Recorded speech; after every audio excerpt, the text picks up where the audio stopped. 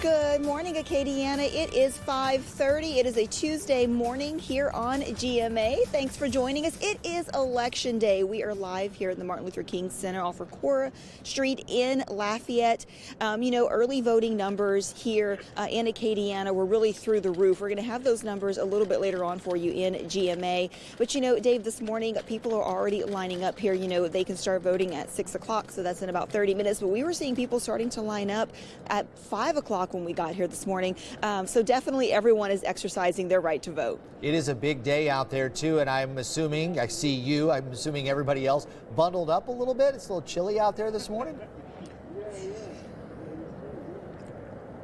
Yeah, so everyone is bundled up. I see everyone has their masks on as well. But I see gloves, I see jackets. But don't let that scare you guys because, yeah, it is a little chilly, but it feels better because think about the alternative. It could be humid and hot. Or pouring down rain or, God forbid, a hurricane coming in our direction. Well, meteorologist Daniel Phillips, he does have a hurricane out there, but right now it doesn't appear to be any kind of a threat to us. But the weather looks nice here and also around the rest of the U.S. Things are pretty quiet, huh? Yeah, and that's one of those weird things that during election season you can see sometimes, especially in some of the key battleground states, you'll get weird numbers because of storms, winter storms, severe storms.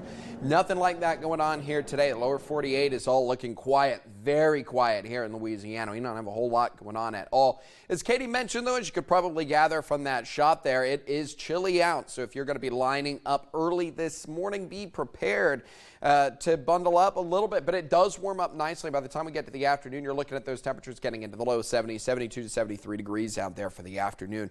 Really not too many problems at all. Not when it comes to the forecast for today. No excuses not to get out and vote, and can't use weather anyway as one of them. We'll get into the heart of your forecast. We'll talk more about what you can expect as you go through this election day. That's all coming up in just a little bit.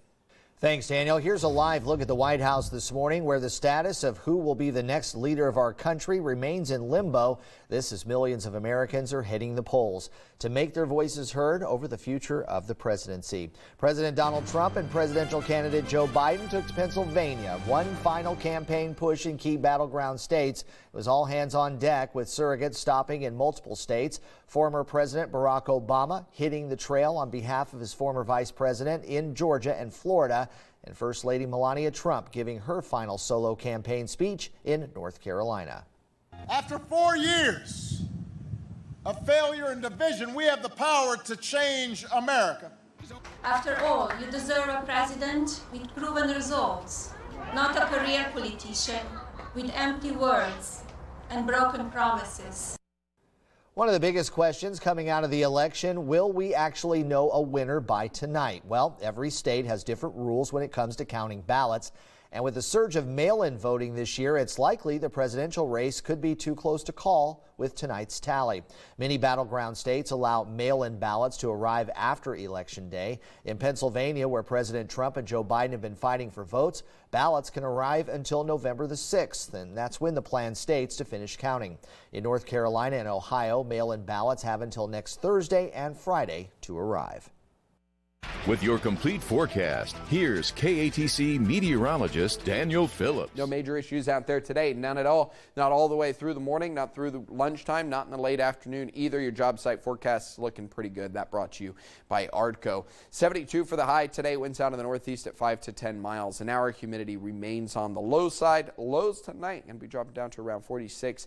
Mid to upper 70s by the end of the week, a return to the 80s by the weekend. I'll look at that extended forecast in just a bit. It's 5:36 right now. It's 43 degrees. Thanks, Daniel. Well, Election Day is here, and at KATC, we want you to be prepared as you head out to the polls this morning. Our Katie Lopez is live at the MLK Center here in Lafayette to showcase some more of our candidate profiles. Good morning, Katie. Good morning, Dave. Yeah, we are here at the MLK Center in Lafayette, where people have started lining up since 5 o'clock this morning. So there's less than 30 minutes to go before those doors are going to open, and then people can cast their ballot here on Election Day. But there are elections going on all over Acadiana, and we want to head to St. Landry Parish right now, where one of the races on the ballot in the parish is the race for District Attorney of the 27th Judicial District Court. Incumbent Charles Cravens is facing a challenge from Chad Petrie.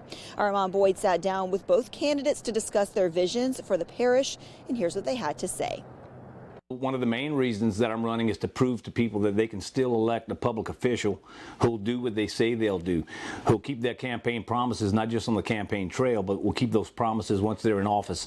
And I think you do that by being grounded, by having integrity, by putting God first in your life. And that's what I strive to do each and every day. The district attorney's office needs to be independent. So the reason that people need to vote for me is that we're just real. My experience is real. My independence is real. That's what St. Landry Parish needs in a district attorney. In the battle for district attorney, it's the battle of the Landrys. Danny and Don are not related, but the two have served decades in the 15th JDC. Now both are running as Republicans. Don Landry is the city of Broussard's attorney and he is a partner in private practice. Don has served 34 years as an assistant district attorney and left the office when Keith Stutz was elected. But the two candidates have differing views on the backlog of cases. We will tackle all of these cases that have not been tried. We will have a complete review of those cases, and we will put together a plan to move forward with those cases. We'll also put together a plan to prosecute these serious drug cases. We have to get the pushers off the street. It's a good talking point, but there's a lot of practical things that you're going to have to do. One is I'm suggesting super dockets. To where the judges give us dedicated times. We did that in the 90s, and it was very, very effective. You'll have to go to the legislature to see if you can get additional funding for more assistance.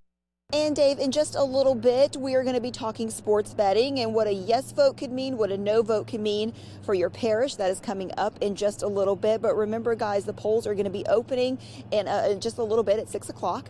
And don't let the cold scare you off, because it actually feels really good out here this morning. It is a beautiful morning to come out and cast your ballot. Dave?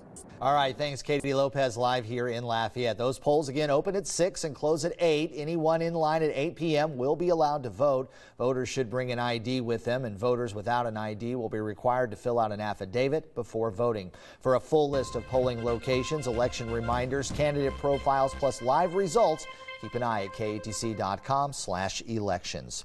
Well, the time right now is 5:39. Still to come on GMA. The St. Landry Parish Church arsonist is sentenced in federal court. I'm KATC's Chris Welty. We have reaction from the congregations. Plus, I've got another look at your forecast that's coming up right after this.